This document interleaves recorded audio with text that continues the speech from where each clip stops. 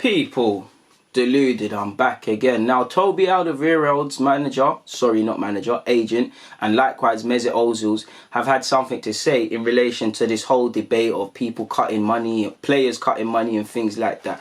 Now, I know when many people hear agents, you've already made up your bed. They want money, they just care about money, blah, blah, blah. And I can't, if that's what you believe, I think he can't tell you anything. But as someone trying to break into the football industry and building bridges and stuff, and has friends that are agents, friends that are footballers, friends that are coaches, I don't know Neymar in that. I see all sides, and I do see the good individuals. There is many agents. There's nothing wrong. Let's cut the crap.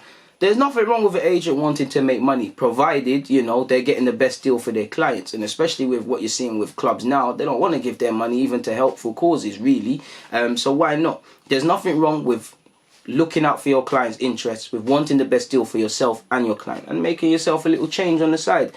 I do feel, personally, when you talk about this players cutting business, now, when we forget about the reason, I'm not talking about the reason why they should do it for Corona and things like that. I'm speaking the technical terms around this. I think agents should be involved, and I think the agents that truly care about these players, they'll be involved, because clubs are snaky people. Clubs will do little booky stuff, especially depending on how you twang this. So I do think if players do want to sign off on pay cuts and things like that officially, I do think their agents, well, they will be, but their agents need to be at the forefront. But without me talking anymore, let's crack on with firstly what Ozil's agent has said. He has said some government, people, that's not actually what he said. He said, I wouldn't recommend agreeing a cut today because I don't know tomorrow if the league will be played, if clubs will get TV and sponsorship money. What the exact financial impact is on the clubs, we can see 3 to 6 months later, but we can't see it today.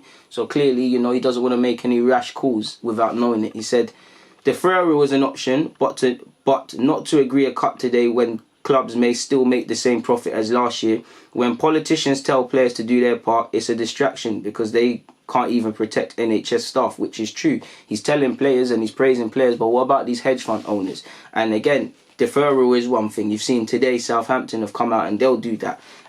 But actual cut is a difficult one. And clubs, like you've seen with the furlong system, completely different. Clubs will exploit any sort of avenue they can get, whether it's coming, because these cuts are coming from a legit place, but the clubs don't care about that. Where profit and business and morality is, and conscience, they're never on the same side. They're always left and right. And clubs, or people behind the scenes at clubs, will exploit such. So he said, it's easy to target these greedy Premier League footballers, but so many players do so much for charity. The one thing that can be done is deferral. That is a start. To say let's defer these payments to the end of the year or next year, that is something clubs and players can agree quickly, so that the clubs know they will have no cash problems and can go on for the next 3 months. A deferral is a protection for everyone. One club may need 50%, another 20%, while another may not need to defer payments at all. After that, clubs and players can talk about cuts if necessary. Talks are ongoing, but we agents have been left out. We are not playing a part. However, what happens in the end will have to go through us.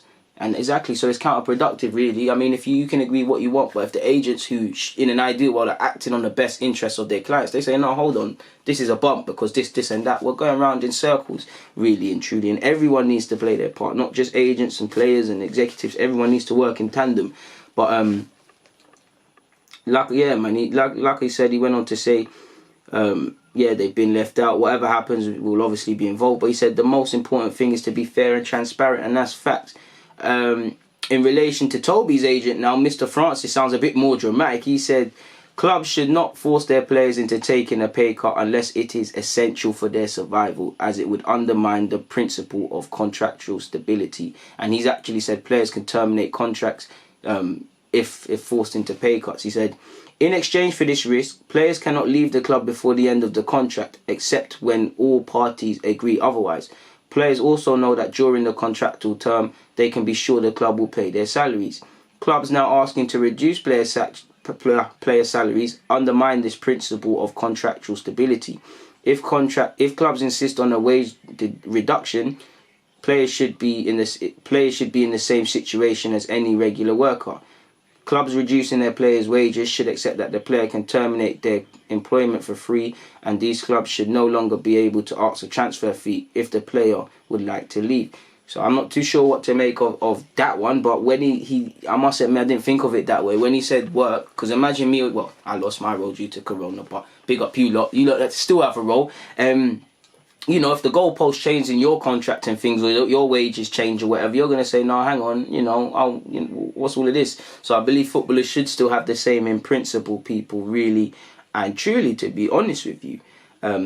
They deserve that, really. So, yeah, man, I can't really add on to that. One thing's for sure is we'll see how this develops. And listen, Corona is here to stay for now. You know, the Premier League isn't going to go anywhere soon in terms of restarting. There's a lot of decisions to be made, and we'll see how it impacts. But it does feel like players' contracts is going to be the next saga that we're going to have to endure as football fans. But on that note, I've got nothing more to add, so I'm going to get out of it. People, it's always a pleasure. Deluded, I'm out.